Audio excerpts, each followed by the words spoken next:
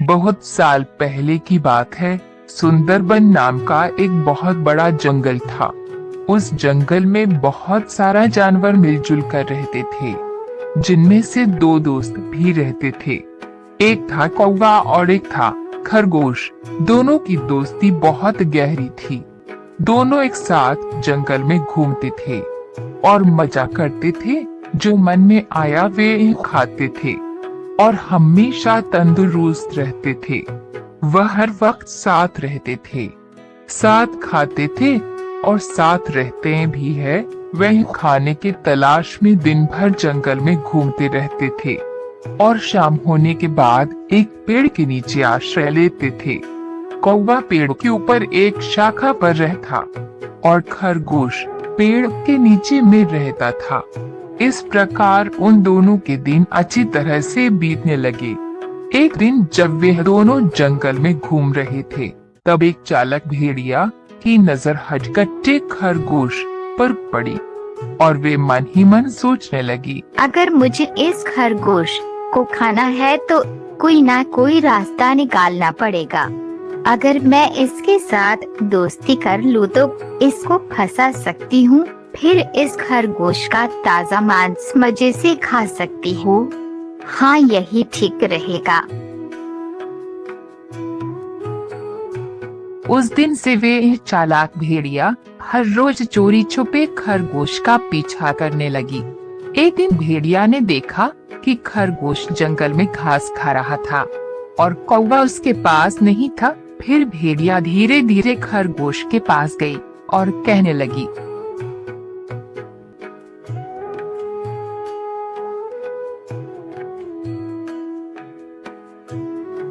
अरे खरगोश मेरे दोस्त, कैसे हो? आज तुम अकेले आए हो? खरगोश अचानक भेड़िया की आवाज सुनकर थोड़ा घबरा गया और वह चुपचाप खड़ा रहा। अरे रुको रुको दोस्तों, घबराओ मत, मैं तुम्हें कुछ नहीं करूँगी। कौन हो तुम और मुझे अपने दोस्त के बुला रही है? मैं तो तुम्हें पहचानता भी नहीं। अरे भाई, जान पहचान तो हो ही जाएगी। क्या तुम मुझसे दोस्ती करोगे? नहीं, अनजान लोगों से दोस्ती नहीं करना चाहिए। माफ करना, मैं आपकी दोस्त नहीं बन सकता।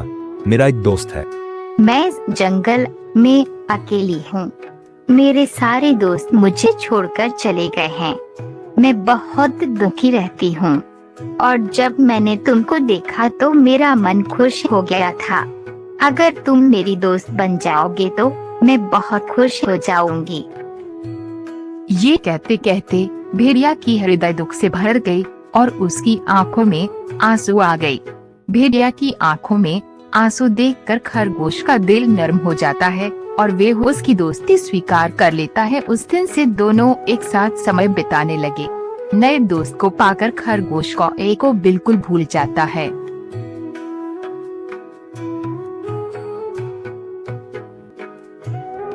दोस्त खरगोश, क्या तुम मुझे अपना घर दिखाओगे? मैं तुम्हारा घर देखने के लिए बहुत उत्सुक हूँ, ले चलो ना। हाँ दोस्त, बिल्कुल ले जाऊंगा। तू मेरे नए दोस्त, तुम्हें अपना घर दिखाने में कोई समस्या नहीं है। चलो मेरे साथ। खरगोश भेड़िया को साथ लेकर अपने घर की तरफ चलना शुरू किया। इधर कौवा दूर से देखा कि खरगोश और भेड़िया साथ में चल रहे थे। फिर कौवा उनके जाने से पहले ही अपना घर में पहुंच चुका था। तब खरगोश भेड़िया को लेकर कौवे के पास आया। कौवा भाई, यह भेड़िया मेरा नया दोस्त है। यह बहुत ही अच्छा है। इसका कोई और दोस्त बन जाते हो रास। दोस्ती एक बैदी के साथ यह तो गलत ही होगी। क्या तुम्हें नहीं पता कि वह एक मांसाहारी प्राणी है? इसके साथ दोस्ती मैं नहीं करूँगा। अब यह तुम्हारी मर्जी है कि तुम किससे दोस्ती करना चाहते हो। ऐसा कहकर कौवा वहाँ से उड़ गया। लेकिन खरगोश को भेड़िए पर बहुत भरोसा आ गया था। वह उसके साथ ही घूमने लगा। एक दिन भेड़िया ने खरगोश को कहा, दोस्त खरगोश, आज मैं तुम्हें एक जगह ले जाऊंगी जहां तुम्हें अपना मनपसंद बहुत सारा खाना मिलेगा। खरगोश ने भेड़िए का बात मान लिया और वे उसके साथ चलना शुरू किया। भेड़िया ने खरगोश को एक खेत में लेकर गई जहाँ तरह तरह की सब्जियाँ उगी हुई थी। खरगोश इतना खाना देखकर बहुत खुश हो गया। मेरे दोस्त, अगर तुम नहीं होते तो मुझे इतना स्वादिष्ट खाना कभी नहीं मिलता। अब तुम्हारी वजह से मुझे यह सब खाने को मिल रहा। खरगोश की बात सुनकर भेड़िया मन ही मन सोचने लगी। हाँ, अगर मुझे तुम्हें खाना है तो तुम्हें खिला के मोटा तो करना ही होगा ना। हाँ दोस्त, मैं जानता था कि तुम्हें ये सब खाना बहुत पसंद आएगा, इसलिए मैं तुमको यहाँ ले आया। उस दिन के बाद से उन दोनों को इस खेत पर आकर खाने की आदत हो गई। जल्द ही खेत के मालिक को पता चल गया कि कोई उसकी खेत को नष्ट कर रहा है और वही किस्सा उसको पकड़ना चाहता था। इसलिए खेत में उसने एक जाल बिछा दिया। अगले दिन जब भेड़िया और खरगोश वहां पर आए तब खरगोश जाल में फंस गया और खरगोश को इस हालत में देखकर भेड़िया वहां से भाग गई और थोड़ी दूर जाकर छुप गई। वह इंतजार करने लगी कि किसान वहां पर आए और खरगोश को मार दे। उधर खरगोश मदद के लिए चिल्लाता रहा। उसने सोचा कि शायद भेड़िया उसे इस जाल से मुक्त करेगी, लेकिन वह भाग गई। खरगोश को तब कौवे की बात याद आया और वह चिल्लाकर कौवे से मदद मांगने लगा। कुछ देर बाद खरगोश की आवाज कौवे को सुनाई दी और वह जल्दी ही उसके पास आ गया।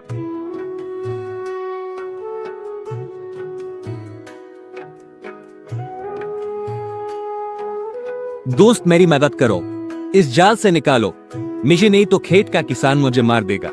जल्दी निकालो। दोस्त, अगर तुम मेरी बात उस दिन मानती तो आज इस समस्या में नहीं पड़ना पड़ता।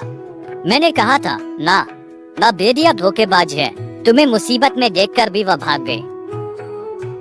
हाँ दोस्त, मुझसे बहुत बड़ा गिरती हो गया है, लेकिन तुम मुझे जल्दी इस जाल से निकालो। मेरा दम घुट रहा, मैं मर जाऊंगा। ठीक है, एक काम करो, जब किसान आएगा तो तुम मरे हुए का नाटक करना, तो मैं तुम्हारे पैरों को चुभते रहूंगा। खरगोश ने मरने का नाटक किया और कौवा भी खरगोश के पैरों को चुभते गया। यह देखकर किसान को लगा कि खरगोश शायद मर गया और वही तुरंत जाल को खोल दिया। उसी समय मौका देखकर खरगोश भाग निकला। भेड़िया दूर से ये सब देख रही थी। खरगोश के भाग जाने से वह निराश हो गई। उसने सोचा था कि वो हिर के स्वादिष्ट मांस को खाएगा, लेकिन कौवे ने आकर सब कुछ खराब कर दिया। उधर अपना घर पहुंचकर खरगोश ने कौवे को धन्यवाद दिया और फिर से दोस्ती कर ली। फिर कौवे ने बोला, अब उस भेड़िया को सबकी सिखाना पड़ेगा। हाँ उसे सबकी सिखाना ही पड़ेगा। मुझे पता है वह कहाँ रहती है। जैसी भेड़िए ने तुम्हें फंसाया, उसी तरह तुम भी उसका विश्वास जीतकर उसे फंसाओ। किसी भी तरह हम उसको खेत के मालिक से पकड़वाए देंगे। खरगोश कौवे को भेड़िया के घर के पास ले गई। कौवा खरगोश को भेड़िए के पास जाने के लिए कहकर खुद एक पेड़ के डाल पर बैठकर नजर रखने लगा। खरगोश सीधा भेड़िया के घर के अंदर चला गया। अरे दोस्त, तुम पहले की तरह मुझे बात क्यों नहीं कर रही? तुम्हें पता ला, उस दिन मैं किसान के जाल में फंस गया था और भगवान की दया से मैं वहाँ से भाग निकला। सच में मैं तो पानी पीने गई थी, यह सोचकर कि तब तक तुम थोड़ा खाना खा लोगे। मुझे पता ही नहीं चला कि इतना कुछ हो गया, नहीं तो मैं तुम्हारी मदद जरूर करता। अब जो हुआ सो हुआ, बुरा मत मानो मेरे दोस्त। फिर दोनों साथ साथ समय बिताने लगे। फिर एक दिन चालक खरगोश उस भेड़िया को खेत के पास ले गया।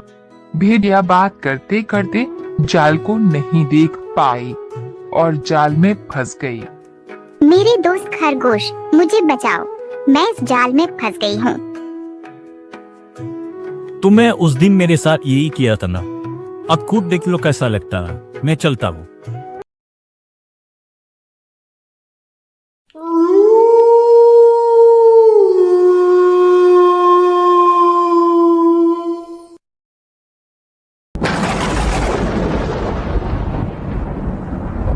गांव में शाम होने को थे और हर शाम की तरह आज भी चारों ओर बिजली की गड़गड़ाहट सुनाई दे रही थी।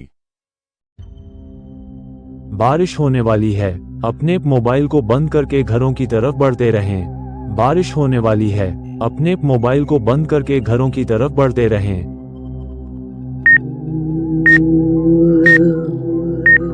हेलो प्रधान जी, बोलिए। राजू, बारिश होने वाली है, सब लोग फोन बंद करके घर पहुंचाए नहीं? जी प्रधान जी, लगभग सब चले ही गए। लगभग तू जानता है ना, बिजली गदगनाहट होने के बाद क्या होता है? फौरन घर भेज सबको। जी मुखिया जी, आप चिंता मत कीजिए, बारिश होने से पहले मैं सभी को घर भेज दूंगा। ठीक है, तू भी जेड कर चले जा और याद से तुम भी अपना फोन बंद कर देना। जी प्रधान जी, कल सुबह मिलते हैं। मोंटू। हाँ पापा। बारिश होने वाली है, जल्दी अपना फोन बंद करो। जाओ जाकर सारी खिड़की दरवाजे बंद कर दो। हाँ पापा, जा रहा हूँ। बारिश होने वाली है, अपने मोबाइल को बंद करके घरों की तरफ बढ़ते रहें। बारिश होने वाली है, अपने मोबाइल को बंद करके घरों की तरफ बढ़ते रहें।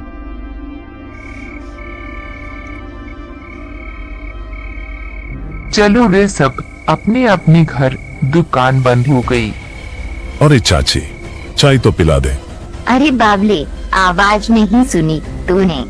बारिश होने को है, जल्दी से घर निकल वरना। अरे बुढ़िया, तू बहुत डरती है, ये सब बस छोटे बारिश है, इतना दिमाग मत लगाया कर। सोहन बेटे, थारे से बहस करने का समय न है हमारे पास। बेहतर होगा कि बारिश होने से पहले तू अपने घर पहुंच जा, क्योंकि अगर रास्ते में बारिश पकड़ लिया तो दोबारा यहाँ मत आइयो, क्योंकि मैं दरवाजा न खोलूंगी। समझ गया ना? जा यहाँ से। हाँ हाँ, जाता हूँ दादा। हाँ बोलिए प्रधान जी। चाची, सब लोग घर चले गए ना? हाँ, सब चले गए। ठीक है, आप भी आज से फोन बंद कर लेना। रोज रोज फोन करके यही बोलता है तू। अरे 5 महीनों से बारिश के कारण गांव में कुछ नहीं हुआ, तो अब क्या हो जाएगा? 5 महीने पहले जो बारिश के कारण हुआ था, वो दोबारा भी हो सकता है, इसलिए सावधानी जरूरी है। हाँ पापा। हाँ, सारे खिड़की दरवाजे बंद कर दिए और पर्दे लगाए। पर्दे क्यों? खिड़कियां तो बंद कर ही दी है, और वैसे भी वो लोग तो तभी अंदर आ सकते हैं ना जब उन्हें अंदर बुलाया जाए। तो फिर चिंटू, होश में हो क्या? भूल न हो। अरे हम पर्दे उनसे छिपने के लिए थोड़ी ना लगाते हैं, बल्कि इसलिए लगाते हुए ताकि हम उन्हें ना देख सके और उनके बहावे में ना आ सके। ऐसी गलती बहुत से लोगों ने की थी। उनके साथ क्या हुआ यह पूरा गांव जानता है, इसलिए अच्छा होगा कि हम दो गलतियां दोहराए नहीं। पापा, क्या बारिश में चाचों के साथ भी ऐसा ही कुछ हुआ था? जाओ जल्दी से जाकर पर्दे लेवा दो, ये लोग अब आते ही होंगे।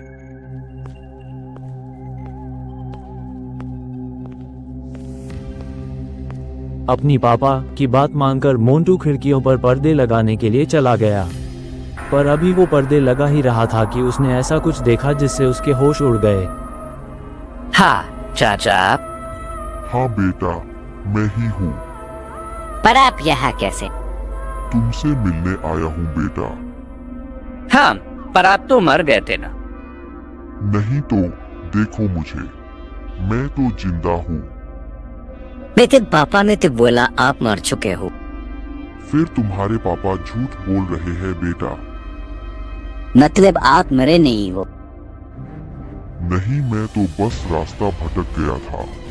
आज बहुत मुश्किल से तुम्हारे पास आया हूँ, बस तुमसे मिलने। हाँ सच्ची? हाँ बेटा, हाँ। अब चलो मुझे अंदर आने दो, नहीं तो मैं बारिश में पूरी तरीके से भीग जाऊंगा। हाँ, मैं पापा को बोलता हूँ। नहीं नहीं, पापा को क्यों बुला रहे हो? वो मुझे देख तो पाएंगे नहीं, और जब तक मैं उन्हें समझाऊंगा तब तक तो बहुत देर हो जाएगी, इसलिए तुम ही जल्दी।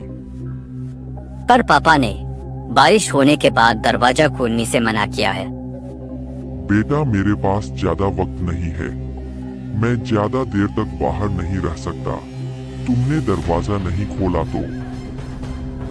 नहीं, मैं खोलता हूँ, खोलता हूँ।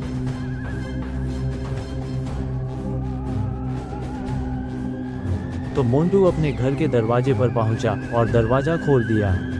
पर जब सामने कोई नहीं देखा तो उसने अपनी चाचा को पुकार लगानी शुरू की। चाचा, चाचू, अरे चाचू कहाँ गए? चाचू कहाँ हो? जल्दी आओ ना। मोंटू चाचू को अपनी ओर आते देख ही रहा था कि तभी मुखिया जी ने एकदम से लाइट्स बंद कर दी और लाइट के अचानक बंद होते ही मोंटू पीछे पलटा तो उसके सामने अंधेरे में मुखिया जी खड़े थे, जो चिंटू को मुंह बंद रहने का इशारा कर रहे थे।